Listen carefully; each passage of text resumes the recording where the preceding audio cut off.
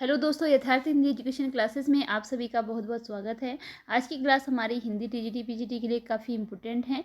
इसमें हम पढ़ेंगे हिंदी से संबंधित, सामान्य हिंदी से संबंधित कुछ इम्पोर्टेंट प्रश्न जो कि हिंदी टीजीटी पीजीटी के लिए काफ़ी इम्पोर्टेंट होंगे। तो चलिए स्टार्ट करते हैं अपनी क्लास को। पहला प्रश्न है आज का, पथभ्रष्ट में कौन सा समास है? आपको बताना है कि जो शब्द पथभ्रष्ट है, पथभ्रष्ट इसमें कौन सा समास है, समास बताना है। तो जो ये पेपर होते हैं हिंदी टीजीटी पीजीटी या नेट आदि के, इनमें सामान्य हिंदी से भी क्वेश्चन पूछे जाते हैं जिनमें समास, अलंकार सभी चीज़ें आती हैं। तो हम देख रहे हैं अभी समास के बारे में जिसमें है कि पथभ्रष्ट में कौन सा समास है। तो इसमें बताना है कि कौन सा समास है, और ऑप्शन है कर्मधारय समास, तत्पुरुष समास, बहुब्रीहि समास या फिर अव्ययी समास। अव्ययी समास, ठीक है। कौन सा समास है? तो पथभ्रष्ट का जो समास विग्रह होता है, पथ से भ्रष्ट यानी कि जो पथ से भ्रष्ट हो गया है या जिसने पद से जिसका नाश हो चुका है, उसके लिए पदभ्रष्ट यूज होता है। तो इसमें समास बताना है कि कौन सा है, और इसके लिए जो राइट आंसर है वह है ऑप्शन बी, तत्पुरुष समास इसमें है। पदभ्रष्ट में जो समास है वह तत्पुरुष समास है। इसके लिए ऑप्शन बी राइट आंसर है। अगला है सरदार। सरदार जो है वो किस भाषा का शब्द है बताना है। अरबी है, हिंदी है, फारसी है या फिर तुर्की शब्द है। किस भाषा का शब्द है सरदार, यह आपको बताना है। तो बताइए कि क्या होगा इसका राइट आंसर। इसके लिए देखते हैं राइट आंसर क्या है। तो इसका जो राइट आंसर है वह है ऑप्शन सी, फारसी। सरदार फारसी शब्द है। अगला प्रश्न है रिक्शा। रिक्शा किस भाषा का शब्द है? आपको बताना है कि जो रिक्शा शब्द है यह किस भाषा से लिया गया शब्द है। ऑप्शन में है अरबी, तुर्की, फ्रेंच या जापानी। तो रिक्शा किस भाषा का शब्द है बताना है। देखते हैं इसके लिए राइट आंसर क्या है। इसका राइट आंसर है ऑप्शन डी, जापानी। जो रिक्शा शब्द है यह जापानी शब्द है, इसके लिए ऑप्शन डी राइट आंसर है। अगला प्रश्न है कूपन। कूपन यह शब्द किस भाषा का है? आपको बताना है कि कूपन किस भाषा का शब्द है। अंग्रेजी है, फ्रेंच है, हिंदी है या पुर्तगाली है। तो इसके लिए राइट आंसर ऑप्शन बी है। जो कूपन शब्द है यह फ्रेंच शब्द है। ऑप्शन बी इसके लिए राइट आंसर है। अगला प्रश्न है कि निम्नलिखित में से कौन सा कथन असत्य है? आपको इसमें से असत्य कथन बताने हैं। जो कथन गलत है वह आपको बताना है। पहला है, देखिए कि तद्भव शब्द तत्सम के विकृत रूप हैं। पहला शब्द है कि तद्भव तत्सम के विकृत रूप हैं। तो आपको इसमें ध्यान यह देना है कि आपको असत्य बताना है। असत्य का मतलब जो कि गलत है, गलत वाला बताना है।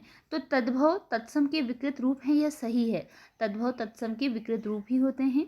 दूसरा है रूढ़ शब्दों की कोई व्युत्पत्ति नहीं होती है, यह भी सही है।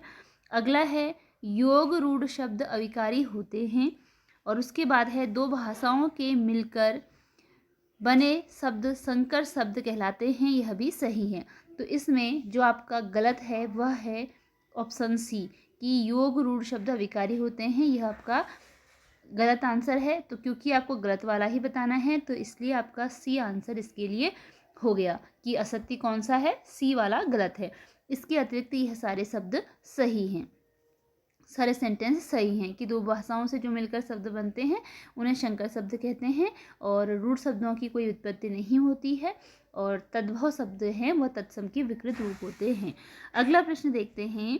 अगला प्रश्न है साधारीकरण का संबंध किस सिद्धांत से है?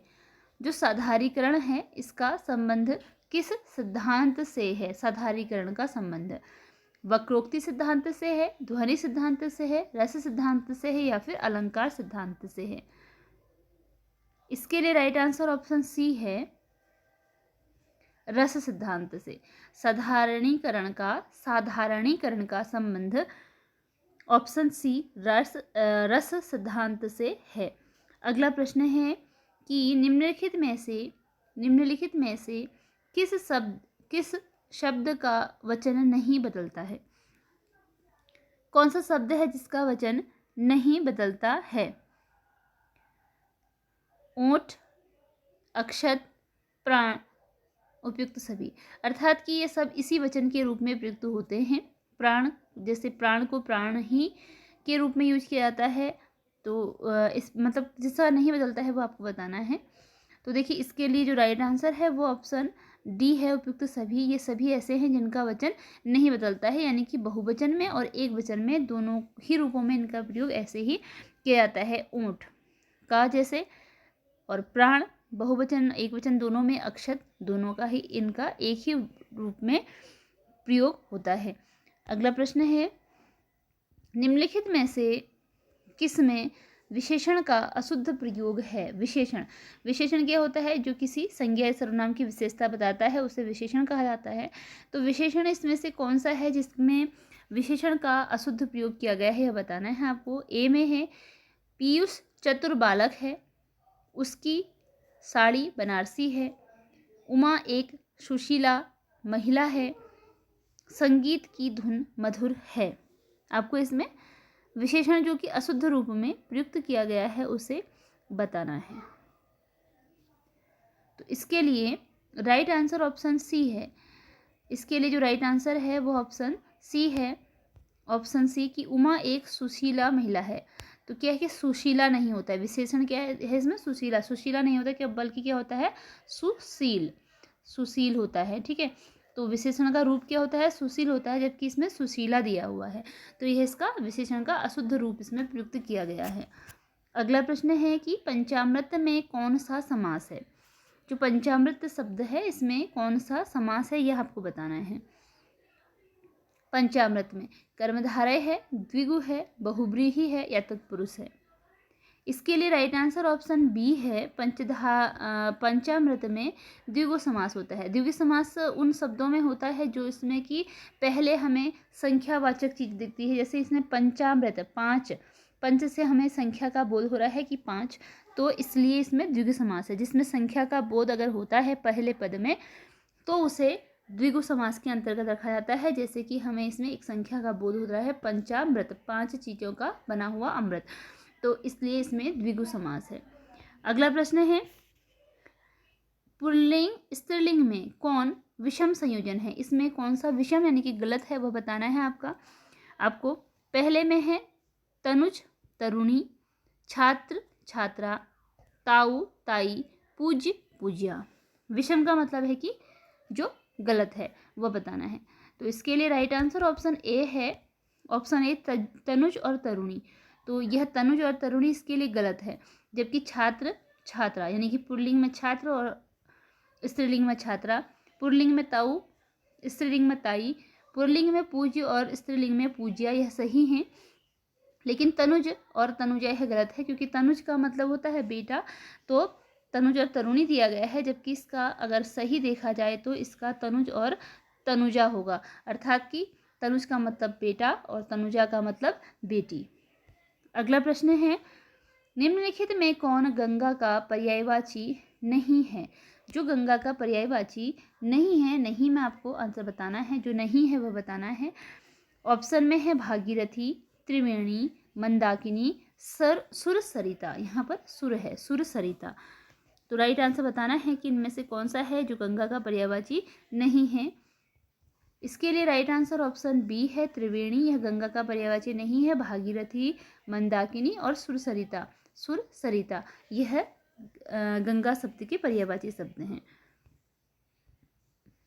अगला प्रश्न है,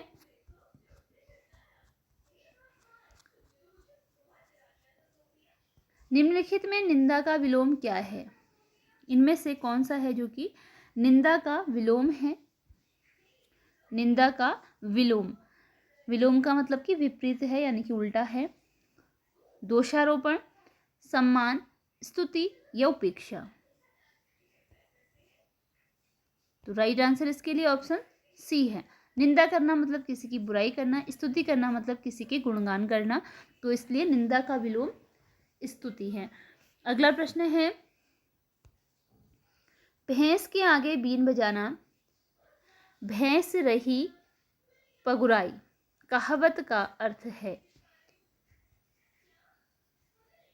भैंस के आगे बीन बजाए, भैंस रही पगुराई, इस कहावत का अर्थ बताना है कि क्या होगा। दूसरों को उपदेश देना, निरक्षर को साक्षर बनाना, दूसरों को मूर्ख समझना या अपात्र को शिक्षा देना व्यर्थ है।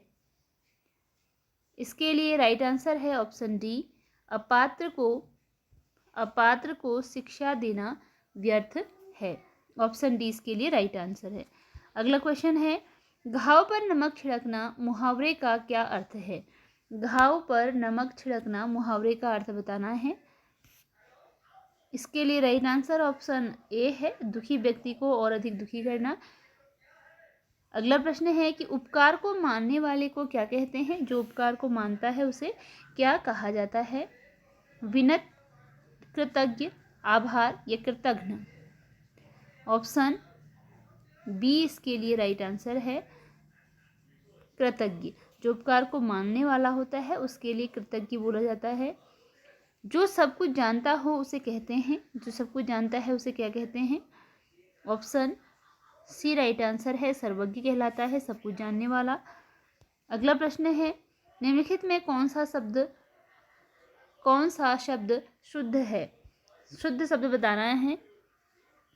अद्वितीय होता है, अद्वितीय होता है, अद्वितीय होता है, अद्वितीय होता है। तो इसके लिए राइट आंसर ऑप्शन बी है, अद्वितीय होता है, अद्वितीय। ऑप्शन बी इसके लिए राइट आंसर है। अगला प्रश्न है, निम्नलिखित में कौन सा शुद्ध वाक्य है? शुद्ध वाक्य बताना है कि कौन सा है इसमें जो शुद्ध वाक्य है। पहला वाक्य है, कन्या पराया धन होती है, बंदूक बहुत उपयोगी शस्त्र है, विष्णु के अनेक नाम हैं, वह पढ़ता पढ़ता सो गया। शुद्ध वाक्य आपको बताना है, इसमें कौन सा शुद्ध वाक्य है।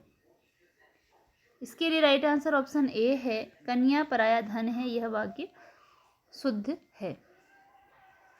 अगला प्रश्न है, इनमें से द्वंद्व समास किसमें है? द्वंद्व समास किसमें द्वंद्व समास है? ऑप्शन है वीर पुरुष, पाप पुण्य, शोकाकुल, सर्वोत्तम। राइट आंसर ऑप्शन बी है, पाप पुण्य। द्वंद्व समास उसे कहते हैं जो एक दूसरे के विपरीत होते हैं, जैसे पाप पुण्य, ये एक दूसरे के विपरीत हैं। एक पाप का जो विलोम है वह क्या होता है? पुण्य होता है, पाप पुण्य। ठीक है, जो एक दूसरे के विपरीत होते हैं उसे द्वंद्व समास कहा जाता है।